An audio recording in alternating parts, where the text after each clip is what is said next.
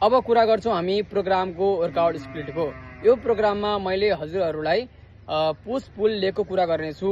यो 6 दिनको प्रोग्राम हो र हप्ताको 6 दिन तपाईले यो वर्कआउट फलो गर्नुपर्ने हुन्छ र एक दिन चाहिँ तपाईले रेस्ट गर्नुपर्ने हुन्छ, जुन दिन चाहिँ तपाईको मसल चाहिँ राम्ररी रिकभर हुन पाउँछ। अब यहाँ मैले थोरै चेन्जेस के लिएर आएको छु भन्दाखेरि आइतबार, सोमबार, मंगलबार सुरुको 3 दिन चाहिँ तपाईले पुश अनि लेग अनि पुललाई फलो गर्नुपर्ने हुन्छ र बुधबार, बिहीबार, शुक्रबार पनि तपाईले पुश डे अनि लेग डे अनि पुल डे लाई फलो गर्नुपर्ने हुन्छ।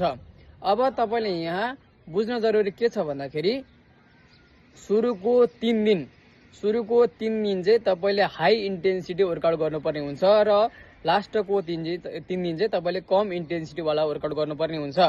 यदि तपाईले हप्ताको 6 दिन हाई इन्टेन्सिटी वाला वर्कआउट गर्नुहुन्छ भने तपाईको मसल चाहिँ राम्ररी रिकभर हुँदैन, तपाईलाई चाहिँ ओभर ट्रेनिङ सिन्ड्रोमको संज्ञा दिइन्छ। त्यसो गर्नाले तपाईको मसल चाहिँ राम्ररी रिकभर हुँदैन।